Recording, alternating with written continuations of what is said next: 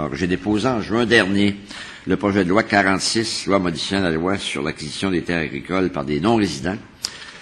C'est un sujet qui a suscité des inquiétudes légitimes dans le monde agricole et c'est pourquoi je crois qu'il faut agir dès maintenant pour faire en sorte que notre législation soit modernisée, adaptée à cette réalité. On ne peut pas se permettre de demeurer inactif devant l'intérêt manifesté par les investisseurs étrangers par nos terres agricoles. C'est normal, compte tenu de la hausse de la valeur foncière, que ça puisse créer de l'engouement, des appétits. Et il est normal que nous fassions comme d'autres l'ont fait. On n'est pas les seuls. Plusieurs États américains et de nombreux pays interdisent, même il y a des pays qui vont plus loin que nous autres.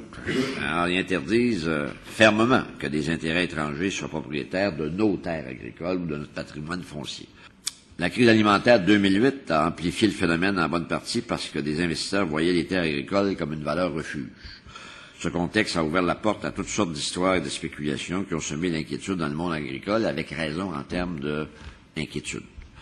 À un certain moment, j'ai même entendu dans les médias que les Chinois étaient en train de prendre le contrôle du Québec agricole. Évidemment, c'est pas ça la réalité, mais on a géré deux affaires, d'autres les élus, là, c'est la réalité puis les apparences. Alors, heureusement, on était très loin, on est toujours très loin de la réalité, mais c'est pas parce qu'on est loin de la réalité que on n'a pas parfois à prendre des orientations et des décisions sur quelque chose qui apparaît pour d'aucuns comme étant un problème réel. C'est pourquoi, même si le rapport déposé par Cyrano en février conclut que le phénomène des terres, d'accaparement des terres est plutôt marginal au Québec, je ne sais pas si vous allez être d'accord avec moi, mais en tout cas, c'est ce qui va me guider. Je pense qu'il vaut mieux prévenir que guérir. Il n'est pas question de notre gouvernement de rester bras croisés puis dire regarde, il revient là.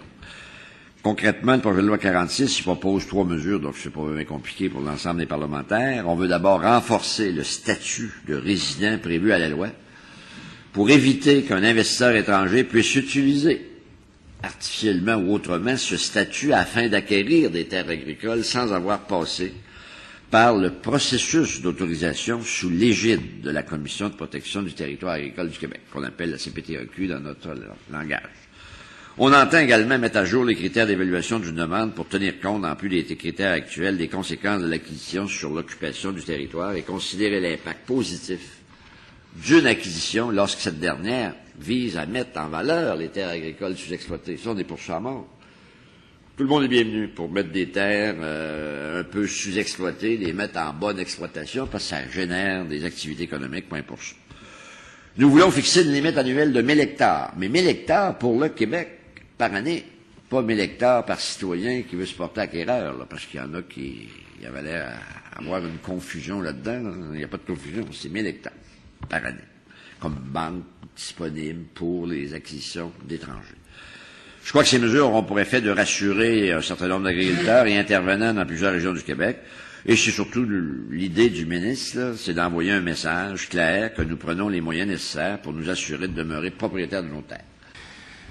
C'est très important de ne pas mélanger le dossier également au niveau on peut dire le mot accaparement ou acquisition de terres par des fonds d'investissement qui a fait couler beaucoup d'encre également. Et l'appropriation par des investisseurs étrangers, je pense qu'il faut faire la distinction. Le projet de loi en fait mention. Monsieur le ministre en a parlé dans son allocution. Je pense qu'il est important de ne pas mélanger les deux dossiers. Je disais les mémoires, des fois, souvent, on déborde sur une traque, mais je pense qu'il y a un projet de loi qui est conforme, qui a besoin d'être revisé. Et comment bien le réviser, c'est le questionnement que je me pose, parce que la plupart des gens, que ce soit Desjardins, l'IREC, AGECO, Cyrano, il y a plusieurs études qui démontrent à ce moment-là, je ne citerai pas les bouts, où ils disent que la problématique est marginale. Ou mon questionnement comme élu, c'est de légiférer sur une allégation de problématiques. Est-ce qu'on a vu des cas? Comment ça s'est fait? Est-ce qu'on est en mesure de bien cerner le problème? Le ministre a utilisé les mots « vaut mieux prévenir que guérir », mais avant de guérir, il faut savoir où guérir pour être sûr que le patient ne tombe pas malade à un autre membre de son corps. Je ne parlerai pas de déception, mais peut-être ce que j'aurais souhaité, ou s'il y a moyen de le bonifier, ce que je souhaiterais, parce que ça règle pas tout le problème de l'augmentation la valeur foncière des terres agricoles. Puis ça, c'est un problème, à mon avis, qu'il faut se préoccuper. Pourquoi qu'il faut s'en préoccuper? Ben, c'est important que ceux qui exploitent le fonds agricole, autant que possible, j'entendais 84%, c'est une bonne nouvelle, mais il ne faut pas aller en bas de ça, à mon avis. C'est important que ceux qui exploitent la terre, autant que possible, y en soient les propriétaires. Il faut aussi que on se préoccupe du prix, parce que si on veut une relève agricole, il faut que les jeunes soient en mesure d'être capables de se payer les terres agricoles. Puis quand on perd le contrôle sur l'augmentation, ça devient extrêmement difficile pour la relève agricole de pouvoir devenir des propriétaires d'entreprises.